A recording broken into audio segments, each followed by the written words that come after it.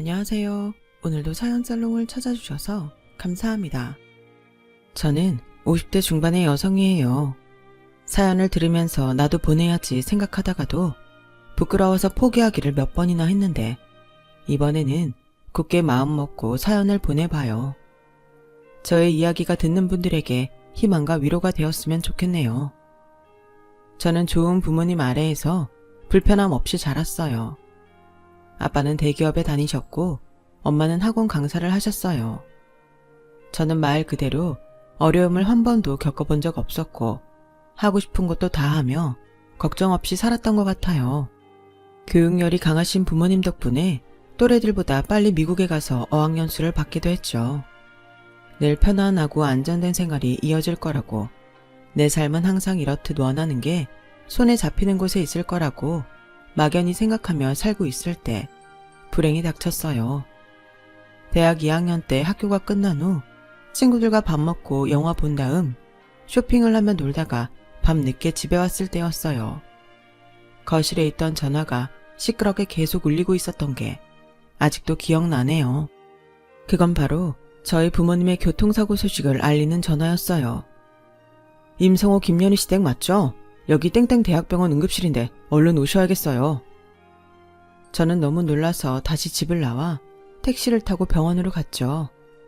가는 동안 택시기사가 뭐라고 하는지, 주변에서 무슨 일이 일어나고 있는지 아무것도 보이지도 들리지도 않았어요. 부부 동반 모임에서 1박 2일 여행에 가신 두 분인데 이런 사고를 당하실 줄은 꿈도 꾼 적이 없었어요. 약속 장소로 가시던 부모님을 음주운전 차량이 차선을 넘어와 정면으로 들이받았다는 게 경찰의 설명이었어요. 제가 병원에 도착하자마자 부모님은 연달아 숨을 거두셨어요. 정말 너무나 허망하게도 저는 한순간에 고아가 되고 말았어요. 무남 동료였던 저는 장례식 내내 혼자서 슬픔과 제 미래에 대한 두려움으로 고통스러운 시간을 보냈어요. 너무 충격이 심해 한 학기 휴학을 하며 넋놓고 보내다가 집에 쌓이는 전기요금, 가스요금, 전화요금 고지서들을 보며 또다시 눈물을 흘렸어요. 저는 이런 것조차 한 번도 해본 적이 없을 만큼 부모님의 보호 아래서 태평하게 살아왔던 거였어요. 왜 이렇게 빨리 부모님을 데려가셨냐고 하늘을 원망해도 아무 소용없다는 걸 저는 조금씩 깨닫기 시작했어요. 그리고 앞으로 어떻게 살아야 할지 고민을 하게 됐죠. 부모님이 남겨주신 재산으로 대학은 졸업할 수 있을 것 같았어요. 그래도 최대한 돈을 쓰지 않고 모아야 제가 곤란한 일이 생겨도 당황하지 않겠다 싶어서 장학금을 받을 수 있을 만큼 성적을 받기로 결심했어요. 당시 제 성적은 나쁘지도 좋지도 않은 평범한 수준이었어요. 2학년이니 아직 더 놀고 싶기만 했고 공부는 솔직히 뒷전이었거든요. 하지만 더는 노닥거리고 있을 수 없었어요. 복학 후 저는 열심히 공부를 하며 중학생들 영어 과외를 시작했어요. 다행히도 어학연수를 했던 경험이 있어서 가르치는데 어렵지 않았어요. 오히려 즐겁기도 했고 그 시간만큼은 부모님이 돌아가신 후 생긴 우울함을 잊을 수 있었어요. 각고의 노력 끝에 저는 학교 다니는 내내 장학금을 받을 수 있었고 4학년 말에 원하던 회사에 불합격이 된 후 좀 침울하긴 했지만 진지하게 앞날을 고민하게 됐어요. 그래서 회사에 들어갈 준비를 하며 시간을 보내기보다 지금 당장 할 수 있는 일을 시작해보기로 했어요. 저는 초등학교와 중학교가 있는 동네의 건물세를 알아봤고 어느 지역이 제가 학원을 여는 데에 적당한지 자료조사를 했죠. 그리고 이듬해 2월 대학을 졸업하자마자 바로 영어학원을 열었어요. 처음부터 많은 학생들이 올 거라고는 기대하지 않았어요. 그래도 대학 내내 과외를 했던 경험을 토대로 1명, 2명 온 학생들을 붙잡고 성심성의껏 가르치다 보면 잘 될 거라는 믿음이 있었어요.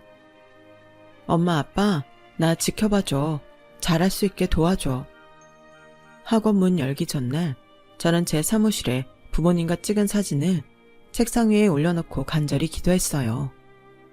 제가 그래도 학원할 때 걸어놓기에 괜찮은 대학을 나와서 학원 홍보하는 데는 도움이 됐어요. 그리고 첫날부터 생각보다 꽤 많은 학부모들이 상담을 왔고 그 중에 15명이 등록을 했어요. 소중한 자녀를 맡겨주셔서 감사해요. 어머님 기대 저버리지 않게 잘 가르치겠습니다. 저는 등록을 해준 학부모들에게 일일이 허리를 숙여 인사를 했고 아이들 지도에도 최선을 다했어요. 학생 수가 적은 만큼 1대1로 가르칠 수 있는 시간이 많아서 레벨 테스트부터 반을 나누는 것까지 아주 꼼꼼하게 했죠. 그리고 제가 어학연수 때 미국 대학에서 배웠던 쉽고 재미있게 가르치는 교수법에 한국식 스타일을 붙여서 학생들을 가르쳤더니 아이들도 집중을 잘하고 수업을 지겨워하지 않았어요. 물론 뭘 해도 하기 싫어하는 학생도 있었지만 그런 학생들도 따로 불러서 문제를 풀게 하고 공부를 시켰더니 점차 집중력도 좋아지고 진도도 따라잡아 가더라고요. 그걸 본 학부모들은 저희 학원 수학도 같이 했으면 좋겠다며 중간고사가 다가오자 다른 과목도 봐달라고 강하게 밀어붙이는 거였어요. 처음에는 너무 부담스럽고 과하게 요구한다고 생각도 들었어요.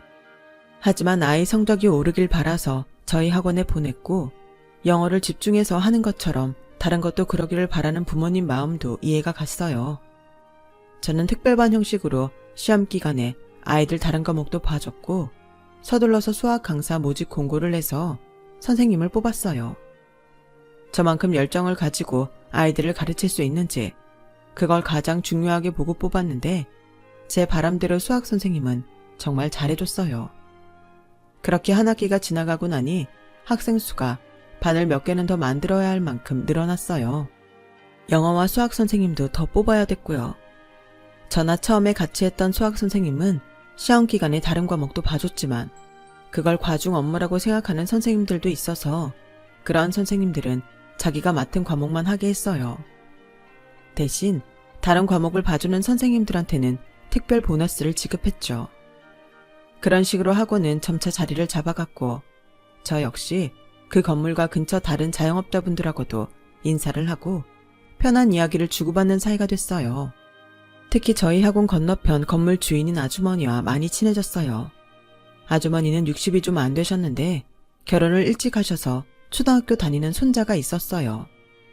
그 아이를 저희 학원에 등록시키면서 알게 된 인연이었죠. 아주머니는 워낙 깔끔한 성격이어서 직접 계단 청소부터 화장실 청소까지 다 하셨어요. 그렇다고 사람한테 깐깐한 건 아니고 오히려 푸근해서 너무 정이 갔어요. 열심히 청소하시는 모습을 보면 어쩐지 돌아가신 엄마가 집안일을 하는 걸 보는 기분이 들어서 저도 모르게 일을 거들어드릴 때도 있었어요.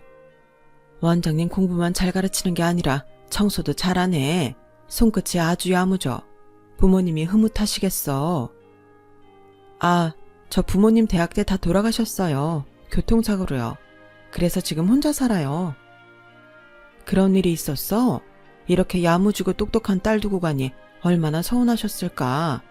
그럼 밥은? 반찬은 잘 챙겨 먹고? 라고 하시더니 그 다음부터 반찬을 만들어서 갖다 주시는 거였어요. 사장님, 매번 너무 감사해요. 저는 사장님한테 뭘 해드리죠? 그런 생각 마라. 난 맛있게 먹어주면 그걸로 됐어. 정말 너무 맛있어요. 빈말이 아니라 진짜 엄마가 살아계실 때 해주셨던 거 먹는 것 같아요. 제 말에 아주머니는 손을 꼭 잡아주셨어요. 원장님, 이제 나 사장이라고 부르지 마. 너무 거리감 느껴지잖아. 아줌마도 좋고 할머니도 좋고 나도 원장님 이름으로 부를게. 진영씨, 우리 둘째 딸하면 딱 좋겠다. 그 말씀에 저도 모르게 눈물이 핑 돌았어요. 지금은 혼자 사는 게 힘들고 서러울 때도 있겠지만 언젠가 다 이런 거 웃으면서 이야기할 수 있을 거야. 그때까지 힘내. 나도 응원할게. 그럼요. 꼭 그렇게 되도록 할게요. 아주머니뿐 아니라 같은 건물 분들도 제 사정을 알게 된 후부터는 뭐 하나라도 더 챙겨주시려고 했고 위로도 많이 해주셨어요. 얼마 후 저는 아주머니가 저에게 마음 써주시는 이유를 알고 어쩐지 마음이 뭉클해졌어요.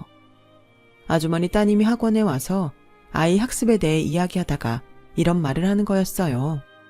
실은 제 밑으로 여동생이 있었는데 고등학교 때 지병이었던 심장병으로 하늘나라에 갔어요.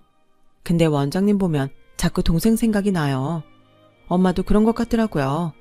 그래서 원장님한테 마음이 간다고 얘기했거든요. 저희 엄마가 좀 귀찮게 해도 잘 받아주세요. 귀찮다뇨. 전혀 아니에요. 저야말로 아주머니 덕분에 이 동네 분들하고도 더 친해지고 위로 많이 받아요. 제 말은 진심이었어요. 아주머니 덕에 학원에서 좀 힘든 일이 생겨도 다 이겨나갈 수 있었거든요. 그러면서 학원을 운영하고 선생들 다루는 것도 익숙해졌고요. 그러던 어느 날 웬 남자가 저희 학원을 찾아왔어요. 저 혹시 어른은 영어 회화 같은 거 배울 수 없나요? 저희는 학생들만 가르치는데 어쩌죠? 회화 배우고 싶으시면 큰 전문학원에 다니시면 좋을 텐데요. 아, 그게 제가 요새 사업 준비를 하느라 그렇게 다닐 시간이 안 돼서요. 저 여기 원장님 영어 발음도 좋고 회화 잘한다고 해서 왔어요. 저희 옆집 애가 여기 학원 다니는데 그러더라고요. 그래서 혹시나 하고 와봤는데 어떻게 안 될까요? 하도 간곡하게 부탁을 하니 저도 생각을 좀 해보겠다고 했어요. 어차피 회화를 배울 성인은 시내에 있는 큰 학원들을 가기 때문에 성인반을 만들어도 겨우 한두 명이 다일 것 같았어요. 역시 안 되겠다 싶어서 거절할 생각을 하고 있었는데 이 사람이 대뜸 교재를 몇 가지나 가져온 게 아니겠어요. 이 중에 뭐가 나을지 몰라서 서점에서 다 집어왔어요. 선생님이 보고 좋은 걸로 추천해주세요. 아니, 그럼 다른 책들은 어쩌시려고요? 뭐 반품하든지 안 되면 중고 서점에라도 팔죠. 라며 웃는데 좀 마음이 약해지더라고요. 그리고 이렇게 열심히 배워보겠다는데 멀리 나갈 시간이 없다는데 내가 좀 늦게 퇴근하자 하는 마음으로 아이들 수업이 다 끝난 8시 이후부터 1시간씩 봐주기로 했어요. 제가 쉴 시간이 줄어들어서 피곤하고 힘들 때도 있었지만 그래도 열심히 복습 예습까지 해오는 걸 보며 열심히 가르쳤죠. 그렇게 그 사람을 몇 달 정도 가르쳤을 때였어요. 원장님, 제가 너무 감사해서 그러는데 언제 한번 식사 같이 하실래요?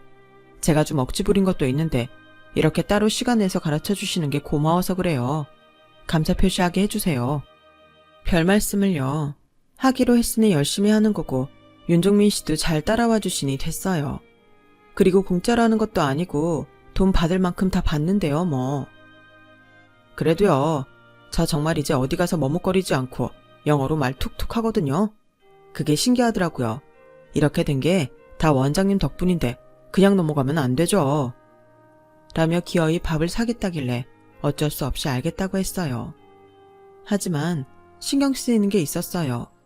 학생이라지만 성인 남자인데 학원 밖에서 따로 만나면 이상한 소문이라도 날까봐 걱정이 됐죠. 그런 불안감을 갖고 나간 식사 자리였는데 의외로 남자는 신경 쓰일 말도 하지 않았고 음식도 맛이 있어서 점점 마음이 편해지더라고요.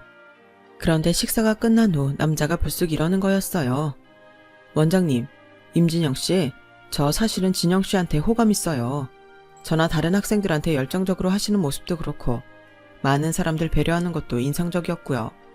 부담스럽지 않게 저녁이나 먹자고 했지만 실은 진영 씨하고 만나보고 싶어요. 저랑 사귀실래요? 남자의 목소리와 표정은 굉장히 진지했기에 그 자리에서 거절하기는 어려웠어요. 저는 생각할 시간을 달라고 하고 일단 그 자리를 마무리했어요. 다음날 그 얘기를 아주머니한테 했죠. 어떡하죠, 아줌마? 섣불리 만났다가 동네에 이상한 소문만 나고 안 좋게 끝나면 어떡해요? 다 큰 남녀가 만나는데 이상한 소문 날 게 뭐 있어. 둘 다 결혼도 안 했고 옆에 있다 보면 정이 될 수도 있는 거지. 그런 거 갖고 사람들 뭐라고 안 해. 하는 사람이 이상한 거야. 그리고 왜 끝이 안 좋을 거라는 생각부터 해? 남자가 좀 별로야? 아니에요. 잘은 모르지만 자기가 원하는 건 꼭 하는 사람 같고 특별히 나쁜 건 모르겠어요. 근데 이제 겨우 학원도 안정됐고 저도 좀 편해졌는데 다시 변화가 생기는 게 좀 그래서요. 여기까지 오는 데에도 많은 시간이 걸렸거든요. 지금까지 그렇게 차곡차곡 왔으니 갑자기 흔들리거나 하지는 않을 거야. 너무 겁만 내면 아무것도 못해. 그건 진영이도 잘 알잖아. 지금 편안한 마음 그대로 만나봐. 보다 보면 이 사람이 내 사람인지 아닌지 알 수 있을 거야. 아주머니가 그렇게 말씀하시니 마음이 가벼워지더라고요. 사실 학원 일에 방해가 되는 게 제일 큰 걸림돌이었는데 처음부터 너무 심각하게 생각하지 말고 내가 결혼해도 괜찮을지 만나면서 알아보자고 마음먹게 되더라고요. 저는 남자에게 연락을 했어요. 안녕하세요, 윤종민 씨. 종민 씨 말대로 만나보는 것도 좋겠어요. 대신 서로의 일에 지장은 주지 않기로 해요. 물론이죠. 저도 제일 방해받고 싶지 않은 사람이라 어떤 마음인지 잘 알아요. 우리 잘해봐요. 그렇게 저와 남자는 만나기 시작해서 3개월 정도 주말마다 데이트를 하게 됐을 때였어요. 어느 날 남자는 느닷없이 저와 결혼을 하고 싶다고 하더군요. 사업 시작하면 더 정신 없을 거고 그러면 결혼 이야기 꺼내기도 어려울 것 같아서 지금 말하는 거야. 난 진영이 너랑 꼭 결혼하고 싶어. 그건 좀 더 생각을 해보자. 저는 아직 남자가 제 평생 같이 하고 싶은지 확신이 서지 않았어요. 또 부모님 돌아가신 얘기도 하지 않았기 때문에 더 망설여지기도 했어요. 어쩐지 그런 말들이 마음 편하게 나오지는 않더라고요. 그렇게 하루 이틀 시간이 지나자 남자는 내가 싫으면 싫다고 확실히 말해. 근데 내 느낌이 그건 아니라고 봐. 혹시 내가 결혼 상대로 별로야? 그건 아니고 아직 결혼에 대해 진지하게 생각해보지 않았는데 갑자기 그런 말을 해서 너무 빠른 것 같아서 그랬어. 그리고 말 못한 게 있는데 우리 부모님 나 대학교 때 다 돌아가셨어. 종민 씨는 상관없다고 한다고 해도 종민 씨 부모님 생각은 다를 수도 있잖아. 어른들은 부모 두 분 다 계시는 걸 중요하게 생각하니까. 나는 솔직히 누가 됐든 남자 쪽 부모님이 반대하면 결혼하고 싶지 않은데 그런 게 걱정이 돼.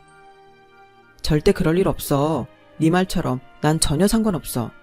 누구나 언젠가 부모님은 돌아가시지 평생 같이 살지 않잖아. 우리 부모님도 그러실 분들 아니야. 왜 사서 걱정부터 해? 알았어. 나도 종민 씨 괜찮은 사람이라고 생각해. 결혼 진지하게 고민해볼게. 그리고 한 달 후 저는 그 사람과 결혼을 결심하게 됐고 남자 부모님을 만나러 가기로 약속을 했어요. 아주머니한테는 이야기해야겠다 싶어서 학원이 바빠지는 시간이 되기 전에 찾아갔어요. 그런데 현관문이 열려있고 집안이 쥐죽은 듯 조용하더라고요.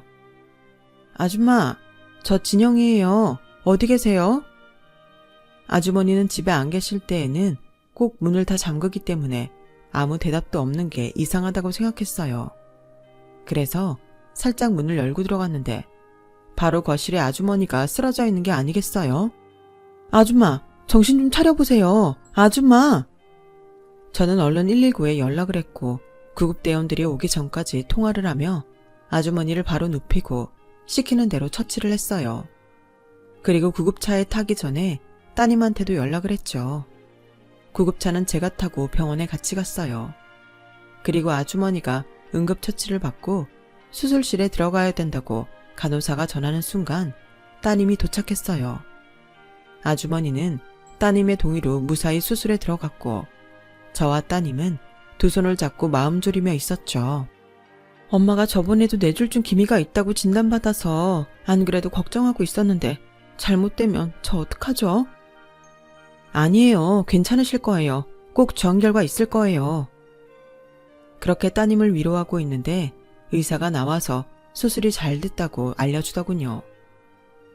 조금만 늦었어도 큰일 날 뻔했는데 다행히 일찍 발견하고 대처도 빨라서서 큰 후유증 없이 회복하실 겁니다. 그 말에 따님은 저를 껴안고 펑펑 울었어요.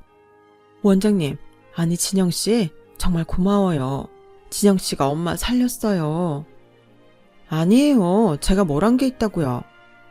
그렇게 아주머니는 무사히 병실로 옮겨졌고 얼마 후 건강하게 퇴원하셨어요. 그리고 제가 남자 부모님을 만나기 하루 전에 아주머니와 따님이 저를 보자고 하시더라고요. 내가 진영이 정말 둘째 딸 삼고 싶었거든. 우리 현주도 진영이 보면 동생 생각난다고 하고. 그래서 우리 결심했어. 진영이 가족 삼기로. 이제 원장님 아니고 진영아 하고 부를게. 내 동생 하자. 너도 혼자보다 우리랑 있는 게 좋잖아. 그 말에 저는 마치 꿈이라도 꾸는 것 같았어요. 저도 모르게 눈물이 주르르 흘러내렸죠. 갑자기 다시 저에게 가족이 생긴다니 너무 감격스러웠어요. 감사해요. 정말 감사해요. 감사하다는 말밖에 못하며 우는 저를 두 분은 꼭 껴안아 주셨어요. 그리고 다음 날 고급 한정식 식당에서 남자와 남자 부모님을 만났어요. 저는 실수라도 할까봐 잔뜩 긴장을 하고 있는데 남자 어머니가 깐깐한 목소리로 이러더라고요. 학원 잘 된다며? 하긴 거기가 아파트도 많고 학교들도 있어서 웬만큼만 하면 애들은 모이겠더라. 그래서 얼마나 벌어? 제가 너무 당황해서 남자를 쳐다보자 남자는 벌만큼 벌어. 그런 건 차차 물어봐. 오늘은 밥 먹기로 했잖아. 뭐 어떠냐? 어차피 다 알게 될 거 다음에 말하면 뭐가 달라져? 그쵸, 종민이 아빠? 아, 뭐 지가 얘기할 만하면 하겠지. 어쩐지 남자 아버지는 대화에 끼고 싶지 않은 눈치였어요. 네가 이러니까 내가 잘못한 것 같잖아. 그냥 말하면 안 되니? 적자는 안 나고 있고 나쁘지 않다는 것만 말씀드릴게요. 라며 적당히 얼버무리고 만남을 마무리했어요. 그래도 어쩐지 남자 어머니 태도가 찝찝했어요. 그런데 며칠 뒤 남자 어머니가 갑자기 학원으로 찾아왔어요. 아직 수업이 시작할 시간은 아니었지만 선생님들도 있어서 자리가 불편할 것 같아 아주머니 건물에 있는 카페로 자리를 옮겼어요. 생각보다 학원이 크지는 않네. 보니까 원장실도 작더라. 원장실은 따로 한 층을 세내서 좀 크게 해놔야 사람들이 얕보질 않는 건데 너무 볼품없더라. 저는 원장실에 있는 시간이 얼마 안 돼요. 선생님들하고 같이 수업 준비하고 회의할 때가 더 많아요. 잘 쓰지도 않는 사무실이 크기만 하면 뭐 하겠어요. 너 참 생각이 이상하다. 네가 그러면 선생들도 너 우습게 봐. 왜 일반 선생들하고 말을 섞어? 그러면 학원의 질서가 안 잡히는 거야. 지금까지 학원이 무질서했다면 이렇게 잘 돌아가지도 않았을 거예요. 학생들이랑 학부모님들도 저희 학원 정책이나 분위기 다 좋아해요. 공부하는 사람들이 불편하지 않은데 괜히 그걸 바꿀 필요는 없는 것 같아요. 저는 남자 어머니가 학원에 간섭하는 것 같아 기분이 별로 좋지 않았어요. 야, 너 말 잘한다. 저번에 식당에서는 종민이랑 종민이 아빠 있다고 여우 떠느라 가만히 있었구나. 학원 일은 잘 모르실 것 같은데 자꾸 넘겨짚어서 말씀하시는 것 같아서 드린 말씀이에요. 그딴 변명은 됐고 학원 규모부터 키울 생각해. 이래가지고 우리 종민이 뒷바라지 하겠어? 이제 네 학원이라고 생각하지 마. 독단적으로 해온 것도 여기까지야. 누가 할 소린지 정말 기가 막히더군요. 하지만 곧 수업이 시작되기 때문에 거기까지 이야기하고 저는 얼른 학원으로 들어왔어요. 그날 밤 남자가 왔을 때 저는 낮에 있었던 이야기를 했어요. 내 학원은 학원이고 종민 씨 사업은 사업이지. 내가 학원에서 종민 씨 사업 뒷바라지해야 해? 그리고 왜 나보고 독단적으로 하지 말라는지 이해가 안 돼. 솔직히 결혼하고 싶다는 생각 싹 사라졌어. 엄마는 가족이 됐다는 생각이 하신 말씀일 거야. 이런 학원이 뭐 대단하다고 엄마가 간섭 같은 걸 하겠냐? 무슨 말을 그렇게 해? 이런 학원이라니. 그래, 이런 학원이라고 쳐. 그거 종민 씨 어머니가 간섭하려고 한 거 맞아. 종민 씨는 왜 이런 학원에 와서 배우는지 모르겠네? 알았어. 미안해. 됐어? 뭘 그렇게 발끈해. 너무 그러니까 학원 크기에 자격심 있는 사람 같네. 지금 빈정거리는 거야? 저는 그 남자와 엄청나게 싸웠어요. 그리고 며칠간 영어 수업도 하지 않고 연락도 하지 않았죠. 저에 대해 그리고 학원에 대해 그런 생각을 하고 있었다니 너무 기분이 나쁘더라고요. 제가 계속 연락을 받지 않자 남자는 미안하다며 정식으로 사과했어요. 그래도 제 마음은 풀리지 않았고 결혼도 다시 생각해보겠다고 냉정하게 말하고 돌려보냈어요. 그리고 얼마 지나지 않아서 아주머니가 반찬을 갖고 학원에 오셨어요. 벌써 이렇게 밖에 다녀도 돼요? 좀 쉬엄쉬엄하고 집에서 푹 쉬세요. 다 나았는데 집에만 있으려니까 답답해 죽겠어. 그리고 진영이 너 반찬도 떨어질 때 됐잖아. 그 말씀에 눈물이 핑 돌았어요. 저는 아주머니에게 그동안 있었던 일들에 대해 이야기를 했어요. 아니, 보기보다 사람이 경박하네. 아무래도 진영이 짝이 아닌가 보다. 다음에 또 그러면 나 불러. 내가 가만 안 둘 테니까. 말씀만이라도 너무 감사해요. 얘는 진영이 너 내 딸이야. 알았어?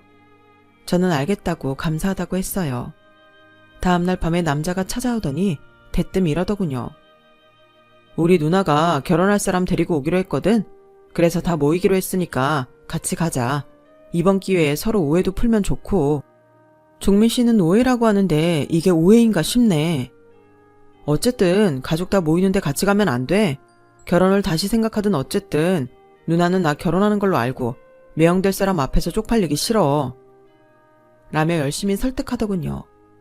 저는 일단 그날은 잠자코 가주기로 했어요. 결혼을 하겠다는 건 아니라고 분명히 말도 했고요. 아주머니와 제 언니가 되어준 따님하고도 의논을 했죠.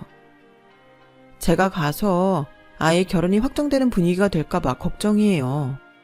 그런 말하면 저는 좀 더 두고 보는 중입니다 하고 확실히 말해. 그래, 현주 말이 맞다. 어쨌든 같이 모이는 자리인데 선물은 해야지. 내가 우리 명절 때마다 한우 사는 집 있거든.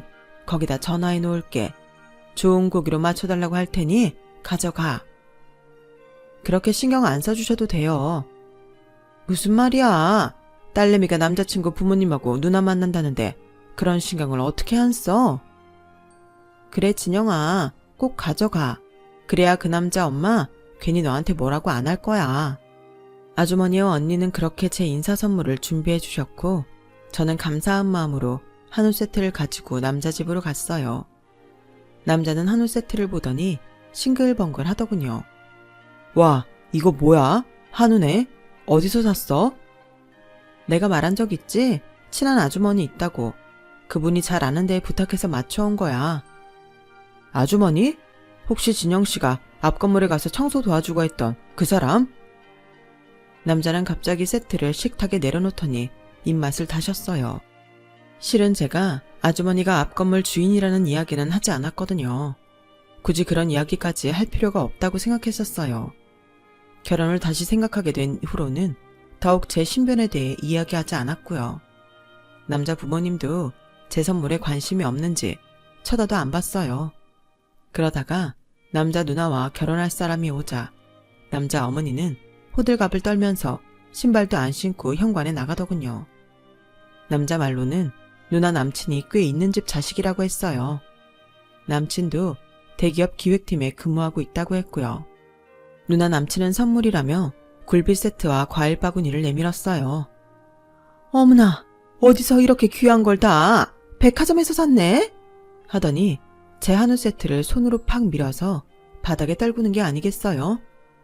종민아, 그거 좀 저쪽으로 치워. 그러자 남자는 발로 쓱 밀어서 냉장고 옆으로 한우 세트를 처박아 놓더군요. 정말 이건 아니다 싶어서 저는 어금니를 꽉 깨물었어요.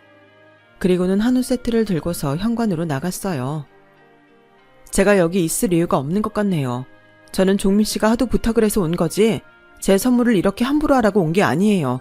그럼 가보겠습니다. 그러고 뒤돌아 나오는데 화도 나고 분하고 서러워 눈물도 났어요. 저한테 그렇게나 자기 집에 와달라고 했던 남자는 제가 나왔는데도 쫓아오지도 않더라고요. 저는 그 순간 마음으로 다 정리를 했어요. 이 남자는 아니라고요. 심란한 마음에 한우 세트를 들고 학원으로 터덜터덜 왔어요. 집에 있으면 괜히 마음만 더 부대낄 것 같았거든요. 그런데 마침 밖에 나와 계시던 아주머니가 절 보더니 놀라서 다가오셨어요. 어떻게 된 거야? 그 남자 집에 안 갔어? 저는 아주머니의 걱정하시는 목소리에 그만 울음이 터져버렸어요. 아주머니는 저를 데리고 집으로 올라가셨고 제 이야기를 다 듣더니 이러시더라고요.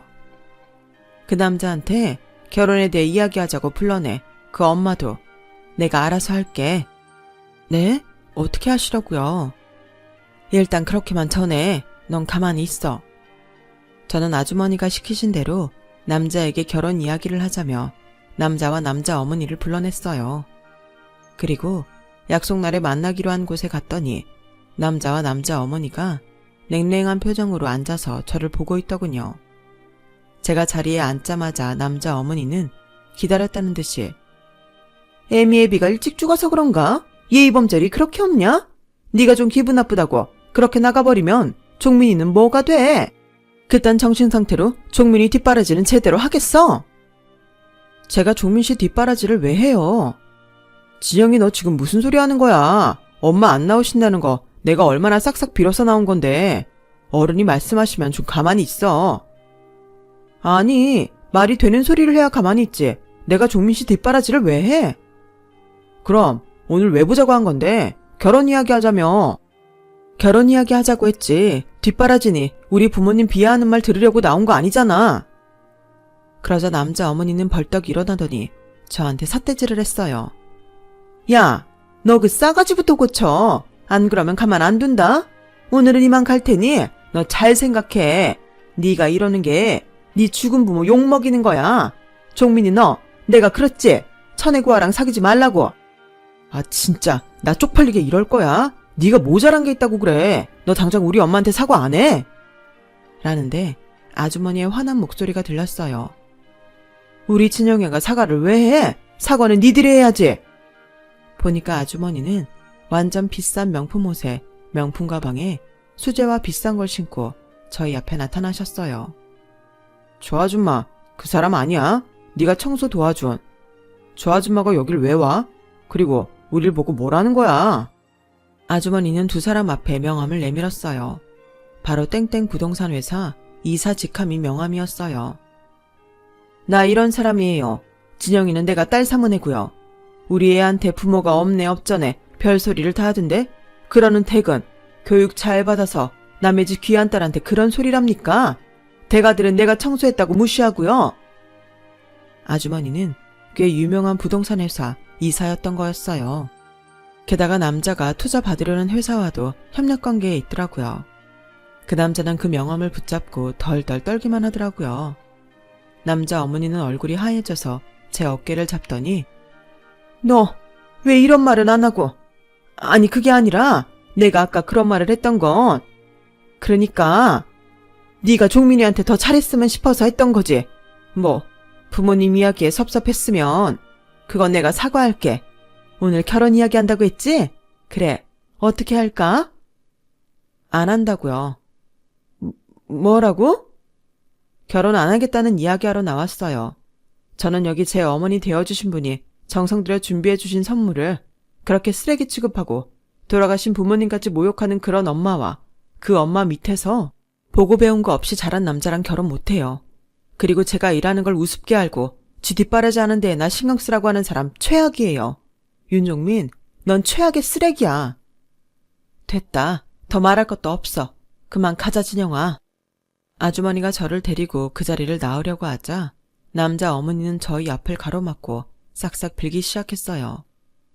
사모님, 제발 화 푸세요. 저희가 실수, 아니 잘못했어요. 잘못했습니다. 종민이 너도 얼른 잘못했다고 해. 죄송합니다. 제가 너무 경박했어요. 미안해 진영아. 윤종민, 그리고 아줌마, 댁들이 우리 엄마가 땡땡 회사 이사가 아니어도 이랬을까? 윤종민 넌 이렇게 차리고 온 엄마도 건물 청소하는 사람인 줄 알고 막대했잖아. 진영아, 그렇게 화만 내지 말고 내 말 들어봐. 저리 비켜. 저는 제 손을 잡는 남자를 확 떠밀고 아주머니에 돌아서 나왔어요. 남자는 계속 학원에 찾아와서 빌고 아주머니에게 가서 잘못했다며 굽신거렸지만 아주머니는 절대 용서하지 않으셨어요. 저도 학원에 발도 못 들여놓게 했고요. 남자는 결국 아주머니가 투자회사에 말을 해서 투자받는 데에 상당히 어려움을 겪었다고 들었어요. 그렇게 남자는 제 앞에서 사라졌고 소식도 듣지 못했죠. 저는 한동안 결혼 생각 없이 살다가 몇 년 후 아주머니 주선으로 좋은 남자를 만났고 사귀면서 그 사람 인품에 반해 결혼하게 됐어요. 지금은 딸 하나를 두고 행복하게 살고 있답니다. 아주머니와 언니는 결혼식 때도 저의 가족으로 같이 해줬고 지금도 여전히 한 가족으로 잘 지내고 있어요. 갑자기 가신 부모님이 제가 불쌍해서 이분들을 보내주셨나 봐요. 그래서 나쁜 사람도 피하고 이렇게 잘 살 수 있었던 것 같아요. 저는 틈나는 대로 하늘을 보며 엄마 아빠에게 감사하고 있답니다. 제 이야기는 여기까지예요. 들어주신 모든 분들, 좋은 인연들과 정말 행복하시길, 좋은 일만 있으시길 바랄게요. 감사합니다. 여러분, 사연 댓글에 응원과 현명한 조언 부탁드려요. 좋아요와 구독은 저에게 큰 힘이 됩니다. 오늘도 좋은 일 가득하세요.